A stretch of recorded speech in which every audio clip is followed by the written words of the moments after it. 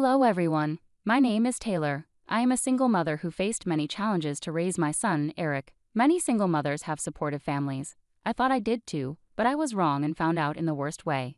Thankfully, I managed to protect myself and my son from the people who tried to ruin our lives. My ex-husband Carl is an abusive person. Just thinking about him makes me feel sick. There was a time when I was deeply in love with him. But things got bad after we got married. Carl was a wonderful boyfriend, but as a husband, he was a nightmare. He was controlling and gradually became abusive. I stayed in the marriage for over 8 years because he manipulated me and trapped me with a baby. I believed my son deserved a father, so I didn't leave. However, things got much worse when Eric was 5. One day, Carl started to hit me very hard. My poor son saw this and tried to stop his dad. Carl was so angry that he pushed Eric to the floor. That was the breaking point for me. I called Child Protective Services, CPS, and the police, which was enough to keep Carl away from us. However, he was determined to get back at me. He said, "You think you can run away from me, Taylor? That will never happen. Sooner or later, I will have you and my son back in my house. You just wait and see. We are getting a divorce, Carl. There is no way I will allow you near me or my son again. Even if we divorce, I'll find a way to take Eric. I am his dad, and I have rights. He will be in my home, and so will you. Mark my words."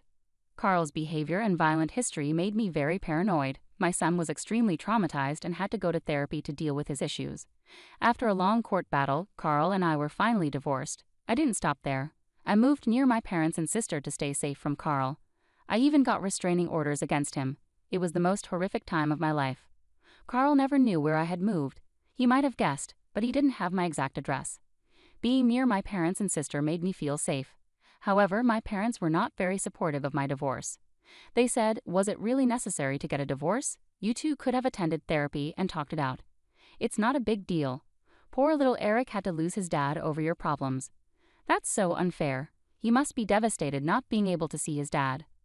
"Are you serious right now? Carl used to beat me up, Mom, and he even hit Eric when my son tried to protect me. How can you not see what a monster Carl is? Mom, Dad, you need to be more understanding of Taylor. She has been through a lot. You have no right to make her feel guilty. She did the right thing," my sister said. At first, Mom and Dad would talk to me about letting Eric see his dad, but I never allowed it. My parents were never happy with my decision. They'd always said, "Why don't you let Carl visit Eric? He must miss his son." How would you feel if I wasn't around when you were growing up?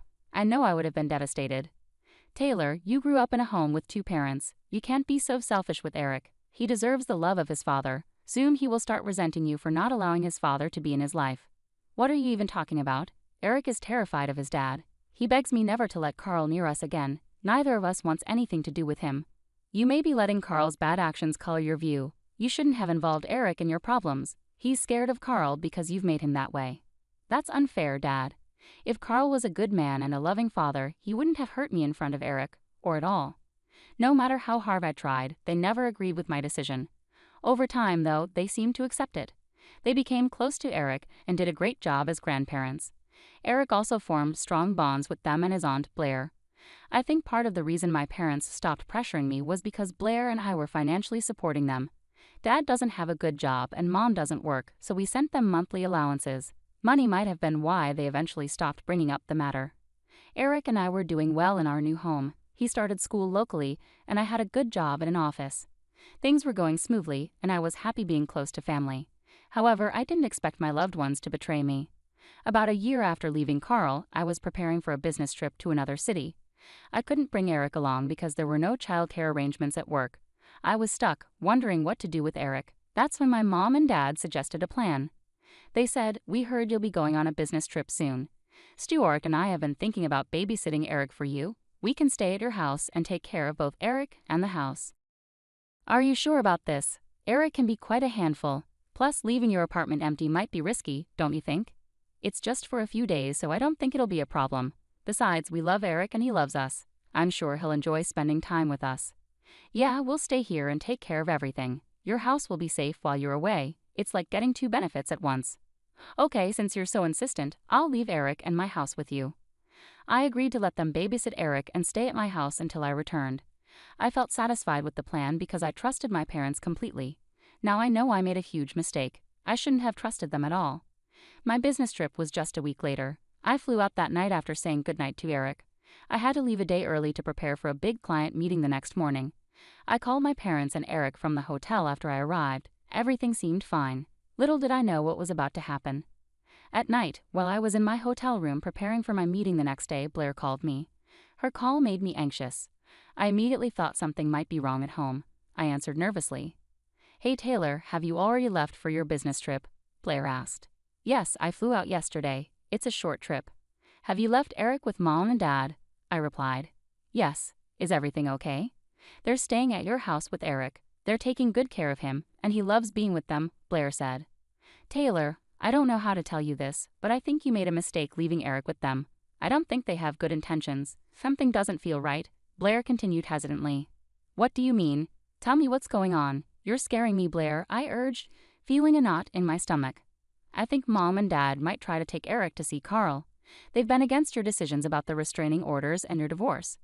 I have a bad feeling they might try to reunite Eric with him," Blair explained. "What? No, they can't do that. There must be some misunderstanding.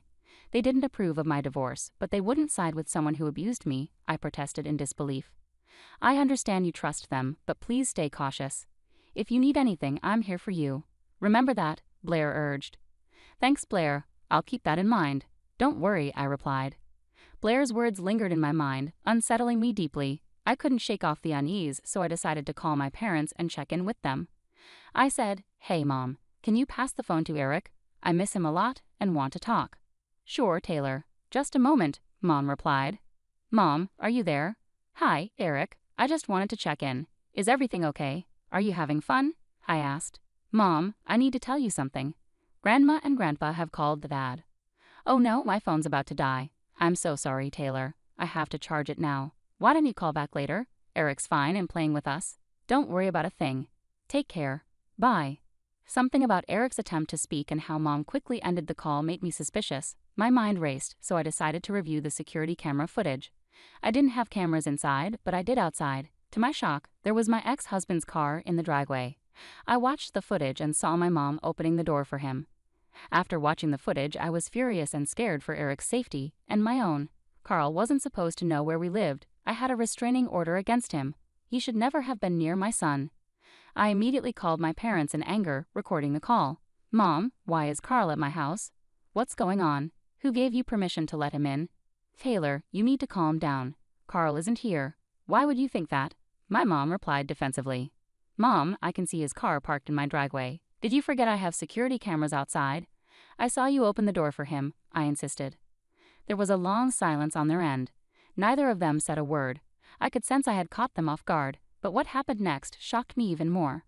"Look, I understand you're upset with Carl and us, but you're being unreasonable. You need to give us some understanding. I'm very disappointed in you, Taylor. You can't keep a son away from his father. Eric needs Carl in his life. You're not being a good mother. Please tell me you're joking. Carl physically abused me. He even hurt Eric when he tried to protect me. How can you allow Carl back into his life? I have a restraining order against him, for God's sake." "That was in the past, Taylor. People can change. Your restraining order was causing issues. So yes, your mom and I decided to step in. We gave Carl your address since you wouldn't. We've reunited father and son. They're happy together. Mom, Dad, you have 5 minutes to get Carl out of there. If you don't, there will be consequences. Don't threaten us, Taylor. We're your parents. You're 3,000 miles away. Carl will stay here as long as he wants. We're planning a picnic tomorrow." "I'm hanging up now before you say anything else," Mom retorted before ending the call. "I literally gave you 5 minutes to get Carl out. When that time passed and his car was still in the driveway, I had enough. I felt scared and betrayed. I knew I had to act fast, so I called law enforcement. I explained everything and told them to arrest Carl. I also instructed them to take Eric from my parents and give him to Blair. The police arrived quickly, thanks to living near a station. I watched through CCTV as they confronted my parents and Carl. Mom and Dad looked panicked as the police moved in to arrest Carl. Mom called me, furious. "Taylor, what's wrong with you? Did you call the cops on us? How could you do this? Carl could go to jail." "He will go to jail, Mom, and so will you if you don't leave my house right now. I don't want you and Dad on my property again. I've called Blair. She's coming to take Eric. You'll never come near us again." "How dare you, Taylor? You're a horrible woman. I wish you were never born. You can't kick us out and take our grandchild from us. We won't let that happen." "Good luck with that, Mom and Dad. The police will stop you if you try anything. They know Eric is going with Blair. You can't do this. We have grandparent rights. We'll sue you. Good luck trying to fight me in court.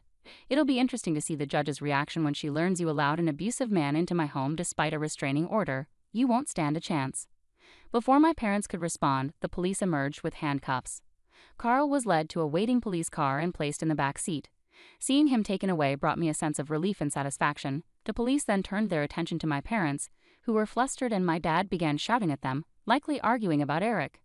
At that moment, my sister Blair arrived. She showed her ID to the police and took Eric with her. My parents tried to intervene, but the police intervened and prevented them from causing any trouble. The officers stayed until my parents gathered their belongings and left.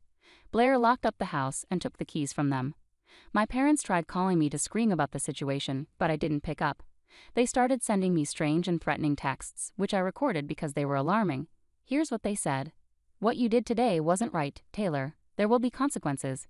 You had no right to take Eric away from us and Carl. I can't believe you're my daughter. I hate you. You won't keep us away, Taylor. You work. You can't be with Eric all the time. We'll get visitation rights from court, then take Eric from you. One call to CPS from us and Eric could be taken away. We're smarter than you. We'll call CPS with bad stuff. They'll place Eric with us, and he'll never return to you." "That won't happen. Eric stays with me, and I'll protect him with everything I have. We know Eric's school and your address. We'll find a way to be with him. You can't stop us." "Yeah, if you act crazy, we'll take him away from you. You'll never see him again." My parents are not only horrible but also foolish. It's clear to me now that they still expect everything to go their way. They have no idea what I have planned. Time will reveal everything to them. Carl made a big mistake by teaming up with them. He'll face consequences too. I wrapped up my work as quickly as possible and rushed home. Blair had kept Eric safe at her house. Eric was visibly relieved to see me. "Mom, you came back. I was afraid you wouldn't," Eric said anxiously. "Eric, what are you talking about? I went on a business trip." "Of course, I was coming back," I reassured him. "Dad said you left me, Mom. He showed me pictures of his house and said he'd take me with him.